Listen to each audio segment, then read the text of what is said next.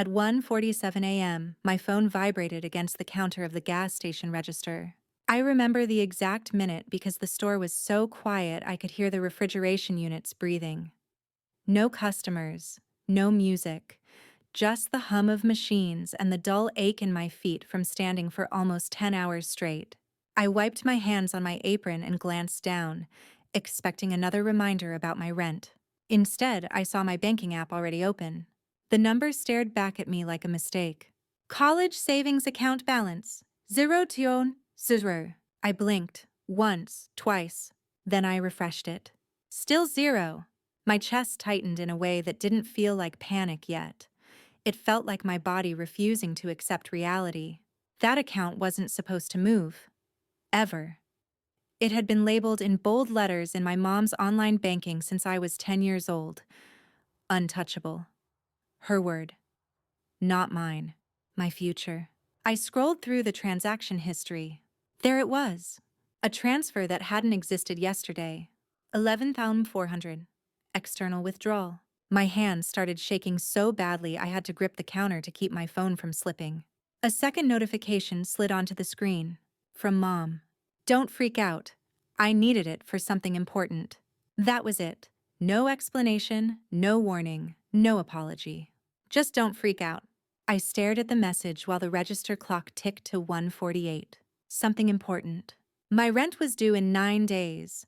My tuition payment deadline was in 3 weeks. My bank account had $312. My credit card was already close to maxed out. And the account that had carried every hope I had for the last 8 years had just been wiped clean in one silent transfer.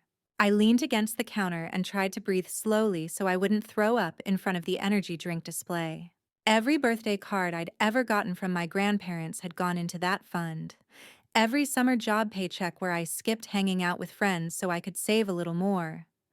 Every scholarship refund that didn't go directly to books or housing. Mom had always told everyone proudly, "I'm protecting my kid's future." Apparently, she decided her future needed it more. I called her. It rang twice before she picked up. "Hey, sweetheart," she said brightly, like she wasn't standing on the ruins of my life. "Where is my college fund?" My voice came out smaller than I expected. There was a pause. A tiny one. The kind people take when they're choosing which lie sounds nicer. "I told you," she said. "I needed it." "For what?" I asked. She sighed, dramatic, annoyed, like I was the one being unreasonable. "We'll talk later. I'm busy right now." Busy? At almost 2 in the morning. My manager walked past the register, glanced at my face, and mouthed, "You okay?" I nodded because I didn't trust myself to speak. "Mom," I whispered, lowering my voice even though no one was there. "That's my rent. That's my tuition." She clicked her tongue. "You're young. You can work more." Then she hung up. I stood there staring at the dark reflection of my own face in the lottery ticket glass. Work more. I was already pulling 5 shifts a week while carrying a full course load. I was already skipping meals so I could stretch groceries. I was already one missed paycheck away from choosing between electricity and food. And now the only safety net I had was gone. I didn't cry right away. I just stood there while the clock ticked forward and my future quietly collapsed behind the counter of a gas station. Because somewhere out there, my mom had decided that something important mattered more than my life actually staying on track. And I didn't know yet that she was already on her way to spending every last dollar of it on a floating palace with ocean views, champagne, and spa towels folded into swans. I only knew one thing. Whatever she'd done with my future, I was about to pay for it. With my body. With my grades. With my sleep. With everything. That college fund wasn't just a number on a screen. It was a promise. It started when I was 10 years old, the year Mom sat me down at the kitchen table with a manila folder and told me we were going to plan my future. She opened a savings account in my name, taped a piece of paper inside the folder that said college fund, and told me, very seriously, that this money was off limits. Not for emergencies, not for birthdays, not for anything. "That's your escape," she said. "Your way out." Every relative heard that story. Every holiday, every family gathering. My grandparents would hand me a card and Mom would say, "Put it in the fund." My aunt would send $20 and Mom would say, "Straight into college." Even my first summer job at 16, bagging groceries for minimum wage, she stood behind me at the bank counter and watched me deposit every paycheck. "You'll thank me one day," she'd say, and I believed her. I planned my life around that account. I chose a school I could afford because I had it. I signed a lease on an apartment close to campus because I had it. I accepted fewer work hours my first semester so I wouldn't burn out because I had it. That fund was my cushion, my backup, my proof that I wasn't completely alone in this. By the time I turned 19, it held just over $11,000. Not enough to cover my whole degree, but enough to make survival possible. Enough to keep me in school if my car broke down. Enough to save me from getting evicted if a paycheck came late. Enough to breathe. Mom loved talking about it. She bragged about it at church. She mentioned it at barbecues. She told her coworkers how responsible she was, how she'd sacrificed so much so her kid could have opportunities. People praised her for it. I heard it my whole life. "Your mom is amazing. You're so lucky. She really cares about your future." So I never questioned her. Not once. Even when money was tight. Even when she complained about bills. Even when she hinted that she deserved more. Because that fund wasn't hers. It was mine. And she made sure I knew it. Which is why, when she told me she needed it, it didn't just scare me. It broke something fundamental inside me. I started replaying every conversation we'd ever had about money, every proud smile, every speech about sacrifice. None of it lined up with what I was staring at now. At 3 in the morning during my break, I sat on an overturned milk crate behind the store and opened my banking app again. I checked the transaction over and over, like it might disappear if I looked long enough. It didn't. My rent payment sat queued to fail. My tuition reminder email glowed unread in my inbox. I texted her, "Me. What did you use it for?" "Mom. We'll talk later." "Me. Mom, this is serious." "Mom, stop stressing. You're being dramatic." Dramatic. I stared at that word until my eyes burned. I wasn't being dramatic. I was being mathematical. 9 days until rent, 21 days until tuition, $0 in my safety net. This wasn't fear. This was arithmetic. And the numbers didn't work anymore. Somewhere in the back of my mind, I still hoped there was an explanation that would make sense. An emergency? A mistake? Something temporary? Something that didn't mean my own mother had just quietly erased my future with a single transfer. But the truth was already moving toward me, and it was floating on ocean water. She finally called me back the next afternoon. I was sitting on the edge of my bed staring at the peeling paint on the wall, trying to calculate how many extra shifts I could realistically add without collapsing. My phone buzzed, and her name lit up my screen like a warning label. "Hey," she said casually, "I'm boarding soon, so make it quick." Boarding. That word hit before anything else did. "Boarding what?" I asked. There was a pause. Not a guilty one, an irritated one. "The ship," she said.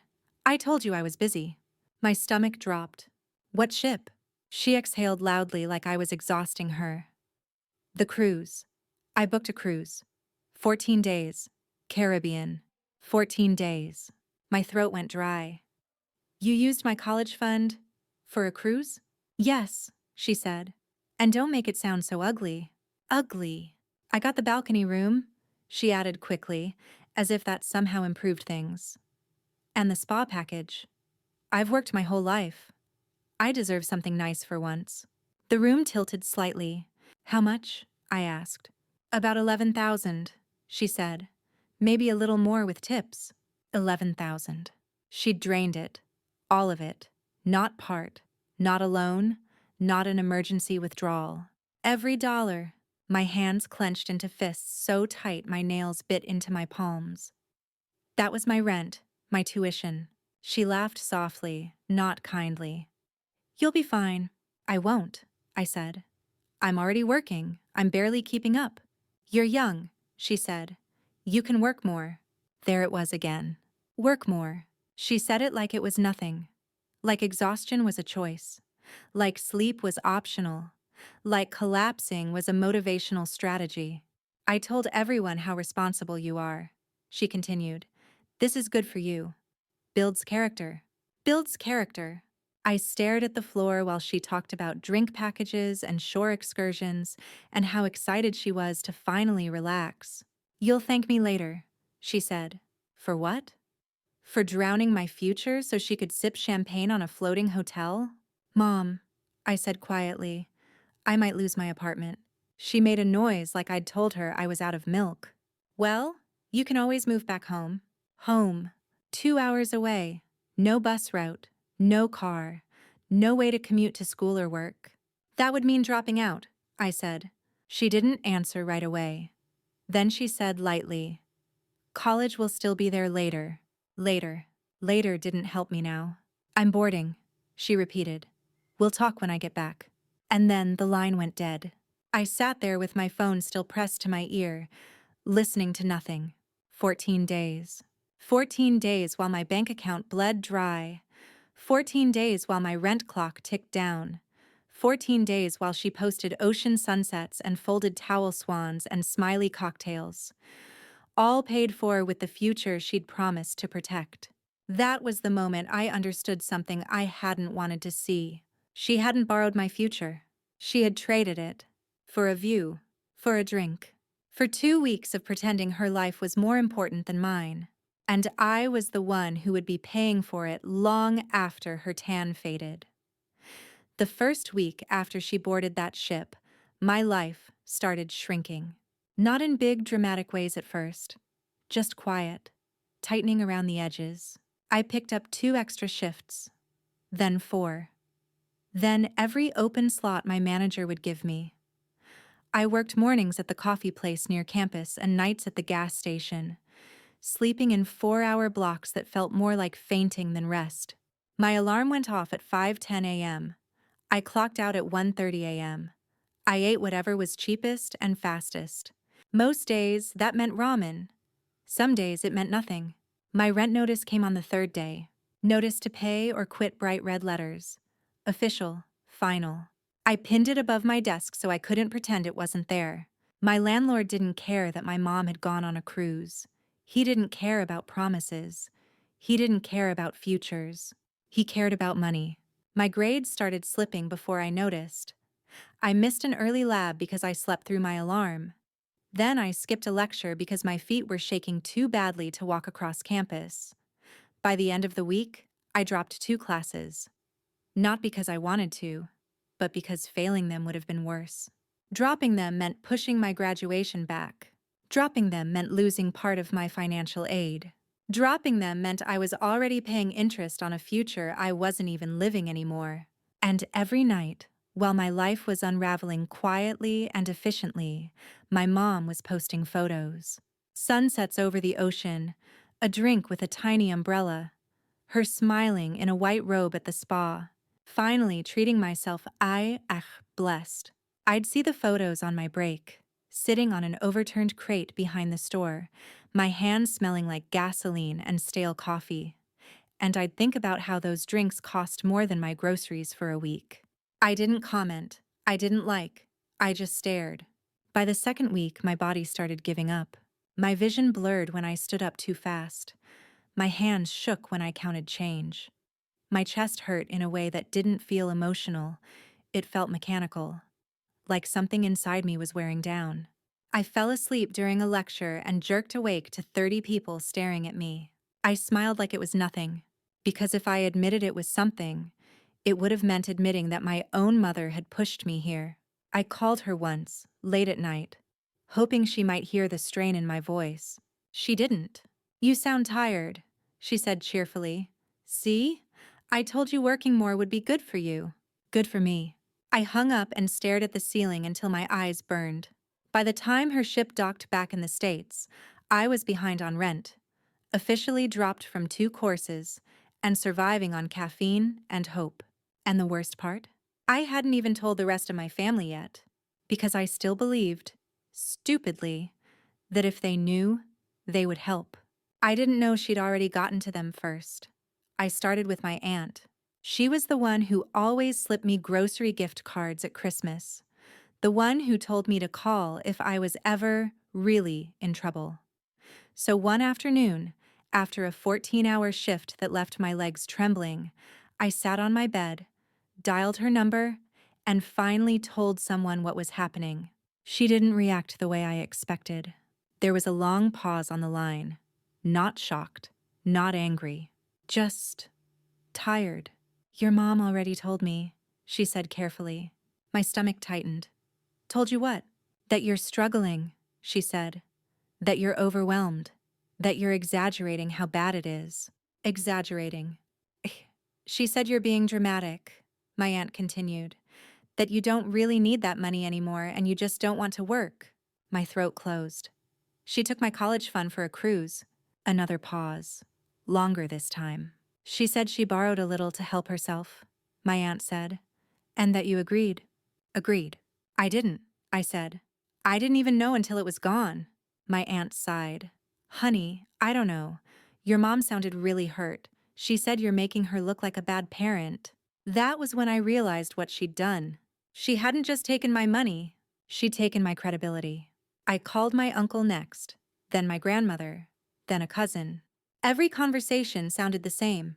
"She said you're being dramatic. She said you're overreacting. She said you just don't want to work. She said she sacrificed everything for you." By the end of the night, my hands were shaking so badly I couldn't hold my phone anymore. She had built a whole story around herself. A responsible mother with an ungrateful child who couldn't handle adulthood. And it was working. No one offered help. No one asked for proof. No one questioned her. They just quietly filed me away as the difficult one. I stared at my phone after the last call ended and realized something cold and sharp. If I didn't prove what she had done, I was going to lose more than my money. I was going to lose my name. The next morning, I went to the public library before my shift. Not because I wanted to, because I needed a printer. I logged into my bank account on one of the slow, sticky key keyboards and pulled up every record I could find. The college fund statements, the transaction history, the transfer confirmation, the exact timestamp she moved the money, down to the second. Sorry, 12:44 a.m. I printed the notice my landlord had taped to my door. I printed the tuition email showing my balance due. I printed my class drop confirmations. Then I stacked them neatly on the table and stared at them. This was my future, in paper form. At 11:06 a.m., I created a group email with everyone she'd spoken to. Aunts, uncles, cousins, grandparents. Even her church friend who always commented "so proud of you" on her posts. I attached everything. No explanations, no insults, no emotions. Just one sentence in the body. "This is where my future went." Then I hit send. My phone started vibrating before I even made it to work. Messages poured in. Calls I didn't answer. Voicemails stacked up faster than I could listen to them. By the time my shift ended, her Facebook photos were gone. By the next morning, her profile was private. By the end of the day, my aunt texted me, "We need to talk." And for the first time since that night behind the register, I felt something new settle into my chest. Not relief, not hope, just the quiet certainty that she couldn't rewrite the truth anymore. The family didn't explode the way I imagined. It went quiet. The loudest kind of quiet. My aunt didn't call right away. Neither did my grandmother. They didn't yell, didn't accuse, didn't defend. They just stopped speaking to her. A Sunday passed with no brunch invitation. Then another. Then another.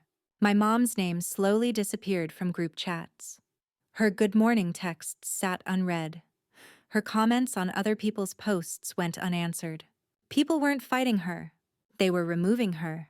At a small family birthday dinner a month later, my uncle asked her, calmly, publicly, why she thought a balcony room was worth my education. She tried to laugh it off. No one laughed with her. My grandmother put her fork down and said quietly, "You promised that child their future." My mom didn't have an answer. She stopped posting online entirely after that. She also stopped calling me. I lost the semester anyway. My transcript has a gap that will follow me forever. My financial aid changed. My graduation date moved back. My student loan balance went up. Nothing she lost compares to what I did. But something changed. Relatives started sending grocery gift cards again. My aunt helped me cover 1 month of rent.